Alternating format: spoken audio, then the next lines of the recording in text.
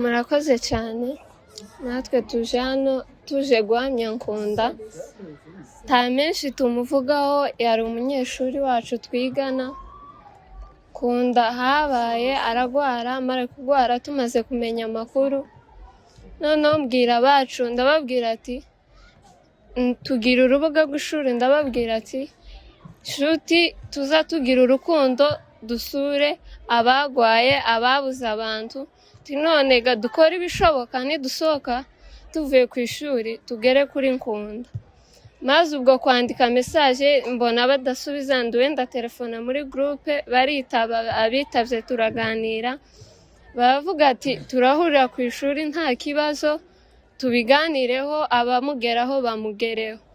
Habaye nko mu masaha 4 nibwo twakiriye inkuru bavuga yuko Nkunda yarangije. Biratubabaza, tuzakira ukuntu, ariko Nkunda ijuru yaribonye. Nkunda ijuru yaribonye, nta gushidikanya, ijuru yaribonye. Nkunda yari umuntu ubana neza n'abantu mu ishuri, yari umuntu uzi kubana na buri wese mu ishuri. Mu ishuri gayaza yagiraga intebe yiwe wenyine yicaragaho imbere, akicara mu ishuri, aravugisha buri muntu wese, ntatoranya. Nta muntu bakoroganaga, urebye n'abaprofe bose ko baramuvuga neza. Nkunda yari umuntu mwiza, uretse naha yari umukristu, yasengaga, yacishaga make, yavugaga make, yari inyangamugayo. Nkunda yari umuntu mwiza ku bantu bamuzi. Rero nkatwe twigana, Nkunda n'ukuri yari umuntu mwiza, turabizi neza yuko yagiye mu ijuru. Murakoze. Asanteni sana kwa kutupatia muda wa kusema. Ni Masha TV, tubaye ikaze mwese aho muri naho muherereye. Kuno mwanya ndagutinda ko twaje baduye iminota mike naho turi muragenda muhamenya. Mbaye gusikaza nta kindi gikenewe, wakoze subscribe utoyikora na amahoro y'Imana. Rero twihanganisha abantu bose babuze ababo, mwihangane, mukomeze mwihangane. Mwisi niko bimeze, kandi sitwe tubigena, n'Imana yagennye umunsi n'amasaha. Ku munsi wawe ugeze nta kitowukuraho. Umunsi ugeze n'ujya nyine nuko Imana iba yarabiteguye mu buzima. Kuko twe dutekereza nk'abantu, Imana igatekereza nk'Imana. Imana ihora ari Imana nyine. So turi ahantu abane mu kibuga, ariko muragenda musobanukirwa byinshi, tarinze kubabwira muragenda mubimenya. Mubane natwe gusa, mukomeze mudukurikirane. Je muramenyereye, ndi umuntu wanyu, ndi CEO wa Ni Masha TV. Rero tubahaye ikaze abanyeshuri, les élèves. So mugiye kugenda mwisigura hariya uriwe n'amazina, tugende muhana microphone. Murakoze cyane. Mbere na mbere turabaramukije abadukurikiranye kuri Ni Masha TV. Ku mazina yanjye nitwa Karegeya Prince, ndi umunyeshuri wa La Solution. Tukaba twaje guhamya umuvandimwe waradusize Nkunda. Murakoze cyane. Sawa, murakoze cyane kuba dukurikirana. Turabasuje mwese aho muri. Je banyita ku mazina, nkaba nyitwa Muco Moise, nkaba nari umuvandimwe wa Nkunda. Twaba tuje kumuhamya ku mirimo myiza yiwe yadukoreye hano, niyo yasize hano kuri kino kigo ca La Solution. Turabaramukije mwese abari ahatandukanye. Hanyuma ku mazina banyita Nyaziraje Immaculée, nkaba niga hano kuri La Solution. Tukaba twaje guhamya umunyeshuri wacu twiganaga Nkunda. Murakoze. Jambo watu ambao wako natufuatilia kwenye TV yetu. Kwa majina naitwa Ndayishima Husna. Sema sana. Kwa majina naitwa Ndayishima Husna. Niko hapa kwa kusema gisi ndugu yetu Nkunda Tabazi tuliishi naye kwenye masomo. Asanteni sana. Je vous salue vous tous là où vous étiez. J'espère que vous êtes bien. Je réponds au nom de Ngweneza Pacifique. J'habite ici au Burundi. J'étudie à l'Institut de Complexe School La Solution.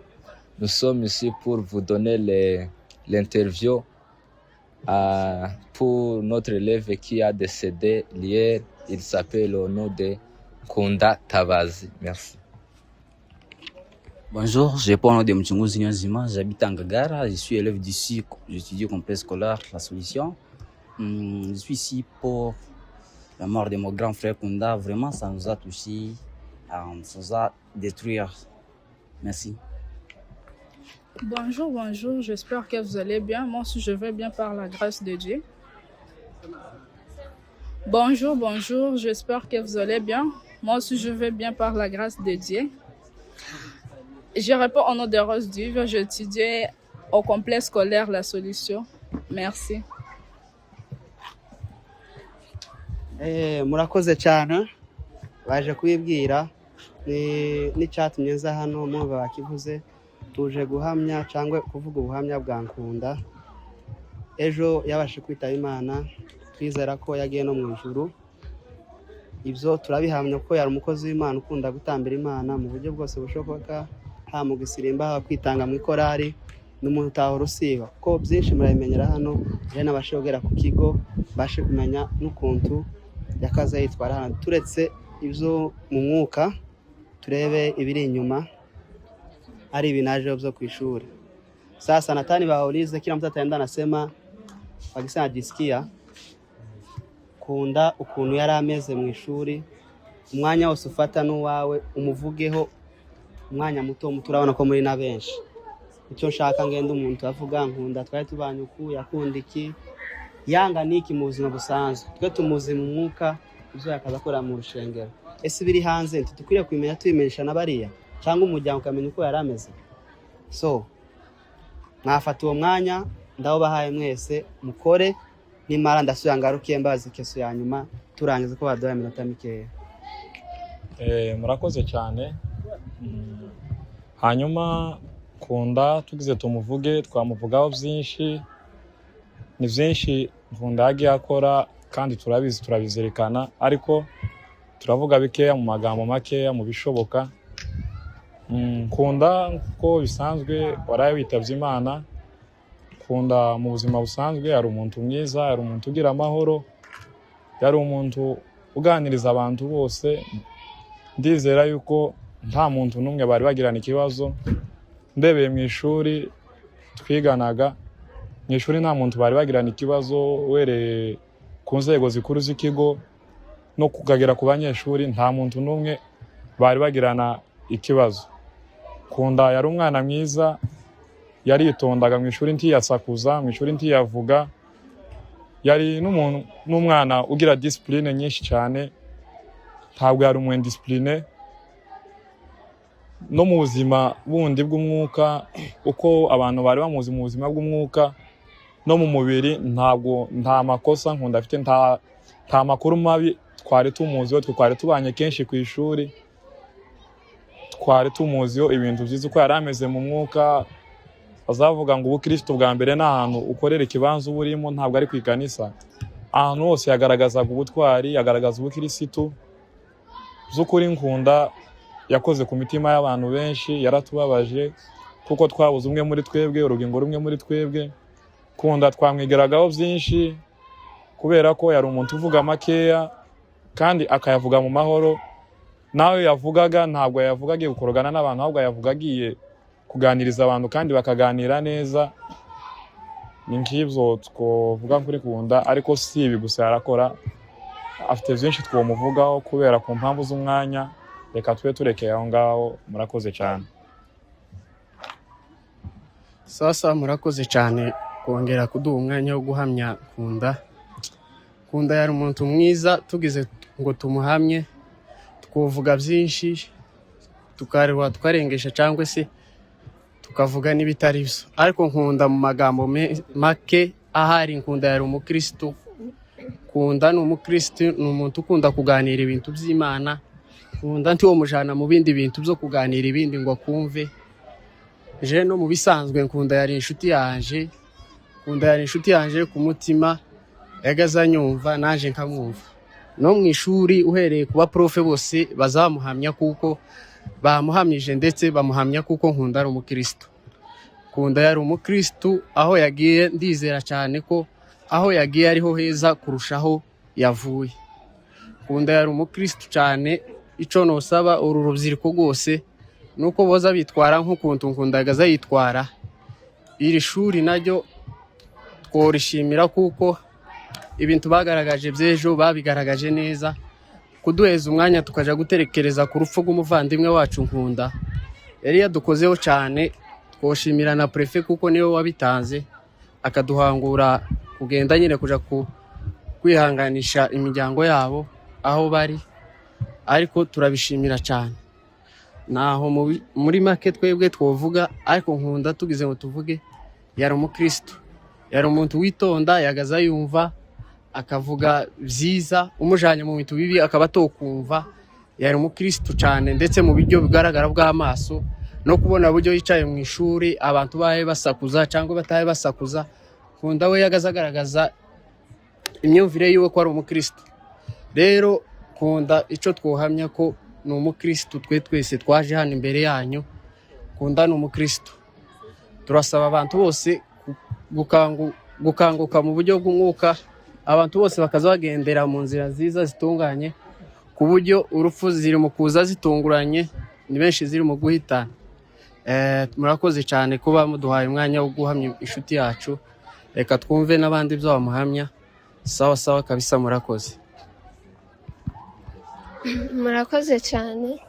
Natwe tuje hano tuje guhamya Nkunda. Nta menshi tumuvugaho, yari umunyeshuri wacu twigana. Nkunda habaye aragwara, amara kugwara tumaze kumenya amakuru, noneho mbwira abacu, ndababwira ati tugira urubuga rw'ishuri, ndababwira ati shuti tuza tugira urukundo, dusure abagwaye, ababuze abantu, none ga dukora ibishoboka, nidusohoka tuvuye ku ishuri tugere kuri Nkunda. Maze ubwo kwandika message mbona badasubiza, nduwe ndatelefona muri groupe, baritaba, abitavye turaganira, baravuga ati turahurira ku ishuri nta kibazo, tubiganireho, abamugeraho bamugereho. Habaye nko mu masaha 4 nibwo twakiriye inkuru bavuga yuko Nkunda yarangije. Biratubabaza, tuzakira ukuntu, ariko Nkunda ijuru yaribonye. Nkunda ijuru yaribonye, nta gushidikanya, ijuru yaribonye. Nkunda yari umuntu ubana neza n'abantu mu ishuri, yari umuntu uzi kubana na buri wese mu ishuri. Mu ishuri gayaza yagiraga intebe yiwe wenyine yicaragaho imbere, akicara mu ishuri, aravugisha buri muntu wese, ntatoranya. Aho nta muntu bakoroganaga, urebye n'abaprofe bose ko baramuvuga neza. Nkunda yari umuntu mwiza, uretse naha yari umukristo, yasengaga, yacishaga make, yavugaga make, yari inyangamugayo. Nkunda yari umuntu mwiza ku bantu bamuzi. Rero nkatwe twigana, Nkunda n'ukuri yari umuntu mwiza, turabizi neza yuko yagiye mu ijuru. Murakoze. Asanteni sana kwa kutupatia muda wa kusema gisi ndugu yetu Nkunda gisi alivyokuwa. Nkunda alikuwa mwanafunzi wetu, alikuwa mwanafunzi mpole, alikuwa anaongea na kila mtu, alikuwa ni mtu ambaye anapenda maombi sana. Nkunda ni mtu ambaye hata sio kusema ni mtu ambaye alikuwa hapendi kuongea na watu, bali alikuwa anapenda sana kuongea na watu. Kila mtu alikuwa anaongea naye. Nkunda nilikuwa naingia naye msale moja, japokuwa alikuwa rafiki mzuri sana kwetu. Nadhani uko kwenye alipoenda, Mwenyezi Mungu aweze kumpokea salama. Tunaomba sana Kunda wetu tunaomba Mungu aweze kumpokea.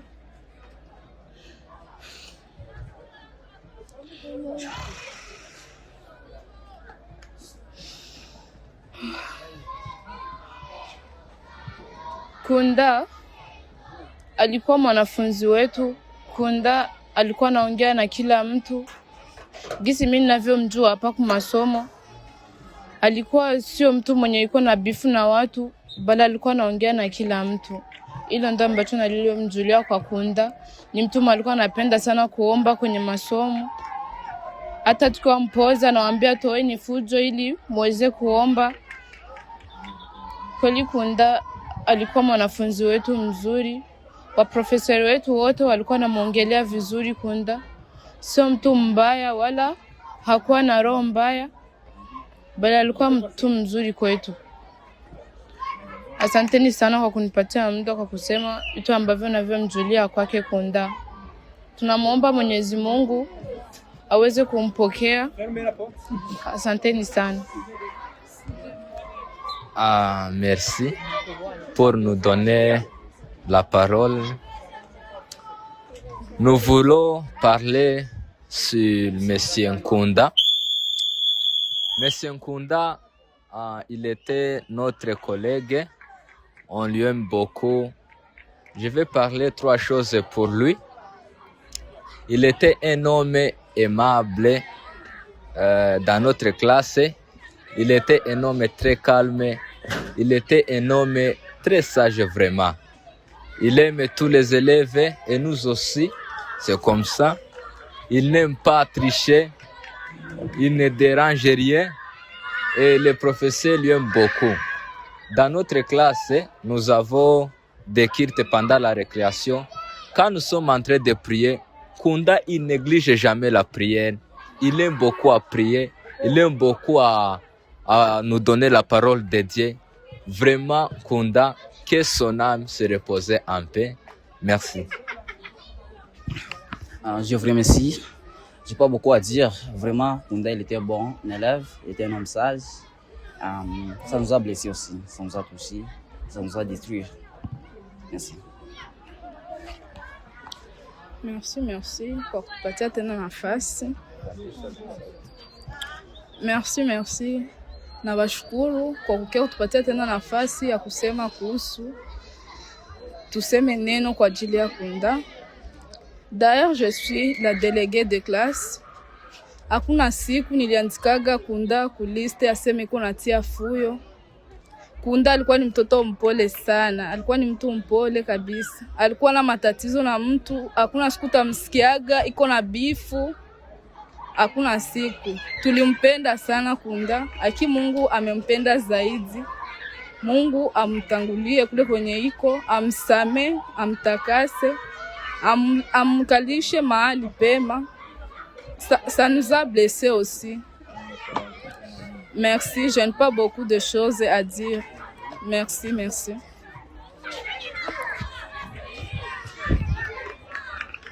Mugize neza kandi ndabashimiye.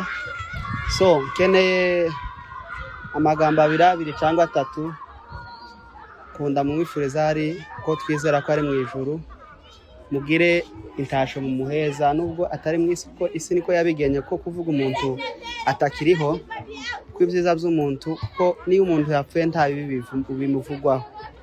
Havuga ibyiza bye ko nibyo biba bikene muri uwo mwanya tuba turi mu babara. Nkeneye amagambo abiri mubwira ahari twizera ko n'Imana turi kumwe nayo ubasha kumuheza iyo ntasho.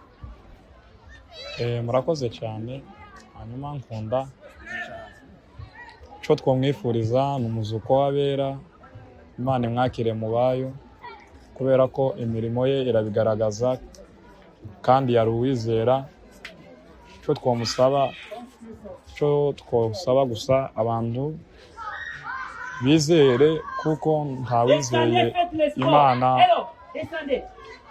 imwakire mu bayo. Natwe nitwizera tuzamusanga, dufite ivyiringiro yuko muvandimwe tuzongera kandi tukabonana tukaganira mu bwami bw'Imana. Tuzamusanga agira umuzuko w'abera. Murakoze cyane. Sawa murakoze cyane gusubira kuduha umwanya. Natwe nta kindi twokongeraho nuko nyine twomwifuriza umuzuko w'abera tukazobanana kuri wa munsi nyamara wa nyuma. Niho byoba byiza cyane kurushaho mu munezero tukabonana twese, kuko cyane twese inzira ari urupfu, taho uzobona umwami Yesu adapfuye. Twomwifuriza iruhuko ridashiraho ari, tukazongera kandi tukamubona tukabana nawe mu munezero udashira. Murakoze cyane. Murakoze cyane. Kunda tumwifurije umuzuko w'abera, kandi natwe nidukora nk'imirimo yakoraga nk'iyo tumaze kuvuga hano, tukizera tugakora neza, tuzomubona. Rero icyo nasaba wowe usigaye uraha, wowe kuravuga iki ku kintu cy'urupfu? Nawe ejo n'ejo bundi urupfu rwo gushikira, urupfu ntiruteguza. Uyu munsi se urupfu ruje, kurabona se niyihe mirimo ishobora kugutwara? Niyihe mirimo ufite imirimo yo gutwara? Rero icyo twasaba abantu, mukore neza nka Nkundaga yakoraga neza cyane. Mukore neza kugira ngo twese tuzahure. Tumwifurije umuzuko w'abera. Murakoze. Asanteni sana kwa kupenda tumtakie mwenzetu aliyotangulia mbele za haki za Mwenyezi Mungu. Tunamtakia aone mbingu ya Mwenyezi Mungu. Mungu ampokee huko aliko. Ningependa na sisi tufuate aliyokuwa anayafanya. Tabidi na sisi tuwe kama yeye. Kunda alikuwa ni mtu mwenye anapenda sana kitu cha kinaitwa maombi sana. Na muomba tu Mwenyezi Mungu aweze kumpokea huko aliko, kwa sababu sio tendo njia ambako tuko tunaelekea. Asanteni sana. Natwe icyo twifuriza Nkunda ni umuzuko w'abera. Bavandimwe, nta kintu kiza kibaho kiziye ubusa. Urupfu rwa Nkunda rwari rukwiriye kudusigira isomo ridasanzwe nkatwe generation twari tungana nawe, ko kumva ngo la semaine passée twariganye nawe mu ishuri, twandikana amanote, twese dukorana ama interrogation, ariko ku bwa none tukaba turi kumuvuga k'umuntu utakiriho. Vraiment ni ikintu gitangaje, ariko nizere ko buri muntu wese cyakoze cyamusigiye isomo mu buzima, cyamwigishije n'icyo gukora. Ntabwo igitangaje ari yagiye, igitangaje ni jewe kindakora kugira ngo nzoje. Kubera ko Bibiliya zivuga ngo hahirwa abapfa bapfira muri Yesu, kubera ko aribo bazazurwa kandi bazongera kubaho. Turahamya neza ko Nkunda atapfuye gusa, ahubwo afite kuzazuka akazongera kubaho kwiteka, biciye muko yari umwana w'Imana, yizeye Yesu kandi yari umukozi w'Imana. Namwe ndabashishikariza gukora neza ndetse no kwizera Yesu, kugira ngo nimupfa timukazoye mupfiriye aho, ahubwo muzoye mutegereje ubundi buzima bwo kubaho iteka mubanye n'Imana ndetse n'abankunda badusize. Murakoze. Turongeye gushima. Kunda yari umwana mwiza, yari umwana witonze, umwana ukikije amagambo makeya. Vraiment tumifurije umuzuko mwiza w'abera. Murakoze. Merci. Ningependelea kumwombea kwa Mwenyezi Mungu ndugu yangu Kunda, juu sio kama tena rafiki, nilikuwa nishaanza mtia kama kaka yangu. Kunda alikuwa ni mtoto mzuri sana. Namwombea kwa Mungu amlaze mahali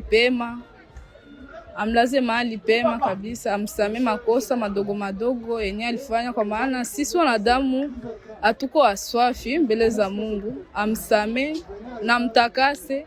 Kenye nafurahi sana ni vile alikufa iko mkazi ya Mungu, anamtumikia Mungu, anajitolea mkazi ya Mungu, ni Mkristo.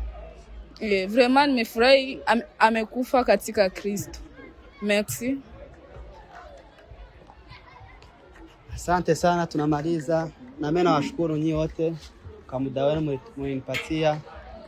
Labda niko mtu mdogo kwenu, lakini mwenikubaliana na waprefect wote tunawashukuru. Tazidi kuongea ndakuya kuwasalimiana bitumbula. Sawa. So mwagize neza twashe kubona abandi twoganiza bukeya umenye ko kino kintu turimo gukora ni ikintu ciza nakibasubiriyemo ko iyo umuntu apfuye sindumva bavuga ibibi bavuga ibyiza kandi suko yo babuze ibiki na twese ntitwera mu isi ariko nivyo biba bikenewe bashe fata mbayaze bano bakobwa ibo nimba bavuga amasaha 5 ni kuri bo ikibava mu mutima nico bavuga ko sinobwira umuntu ngo avuga ukuntu nuku hejuru ya runaka atariho bagira ko bamuvugaho kandi za ko batora amagambo bavuga nuko banamuvuzeho barongerezaho bahaye ikaze kwanza mwanze mwivuge kiretse nk'umushasha wanza avuga ko yitwa nimara mbere yo komeza we mbanze nkureke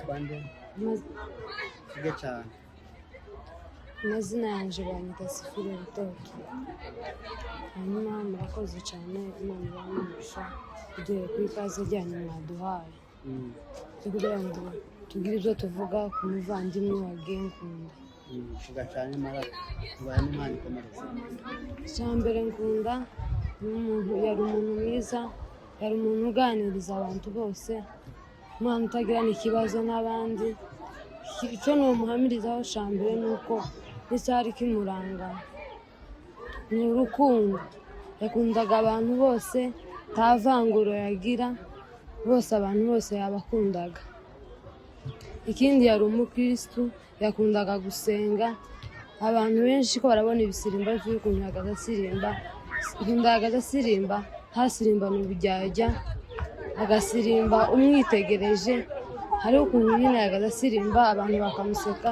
ariko wowe ntiyite uko baba bamuseka agakomeza agasirimba icyo ni umuhamya yari umuntu mwiza umuntu ugwa neza umwana udasuzugurana nkunda umubwira ikintu akakumva niyo gusuzugura icyo tumwifurije ni ibintu bidashika murakoze cyane ku mazina banyita Immaculée tuvuye hano kandi kuvuga nkunda ariko umukristu titwabura ibyo tumuvugaho ntitwabura imirimo tumuvugaho nkunda yari umuntu mwiza ucishaga make nkunda yari umuntu witonze nkunda yari umuntu uvugana na buri muntu wese nararebaga kuri pose twagiraga amasengesho yo gusenga nta munsi warimwe nkunda yari yareka gusenga mu ishuri nta munsi warimwe nkunda wari wumva ngo yakoroganye n'umuprofe nkunda yarabanye neza n'abantu nkunda no mu ishuri yari yitonze ijya umubaza n'ijya gusubiza nkunda yari yitonze cyane kandi yari umuntu usenga hari ibintu abantu bazavuga ngo uyu muntu yapfuye ngo abantu ngo bakunda kumuvugaho ngo ibintu ngo nta muntu uzupfa ngo bareke kumuvugaho ibintu byiza ariko nkunda tudashidikanya nkunda yagiye mu ijuru nkunda yari umuntu mwiza witonze usengaga yakoraga ibintu byiwe byose acecetse yari umuntu wubaha yari umuntu uganira na buri wese nkunda ni ukuri yari umuntu witonze murakoze cyane tumwifurije umuzuko w'abera nuko nora kwabwira ibintu mu maguzi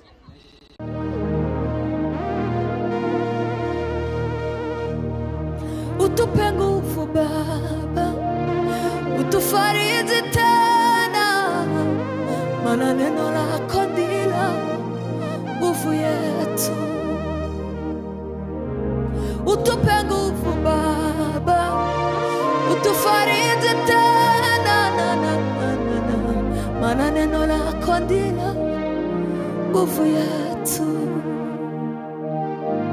Utupe nguvu Baba, utufariji tena, maana neno lako nguvu yetu. Utupe nguvu Baba, utufariji tena, ndilo nguvu yetu.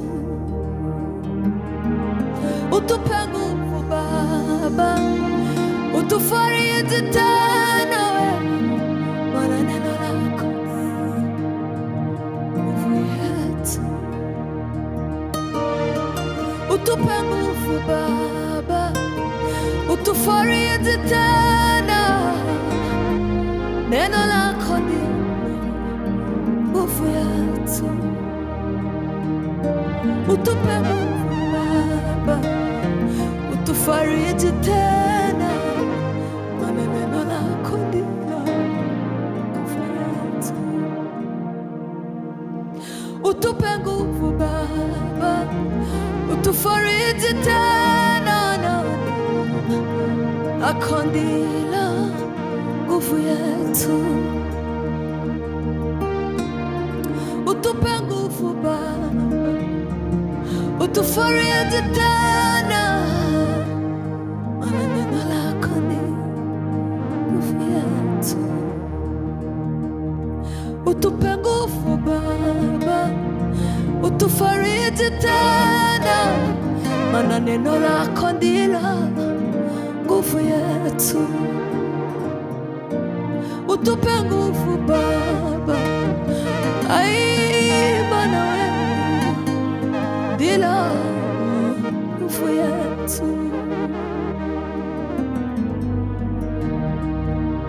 Utupe nguvu Baba, utufariji tena, maana neno lako ndilo nguvu yetu.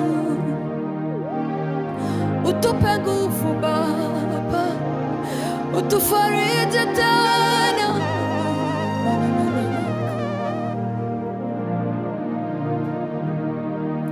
mugia twe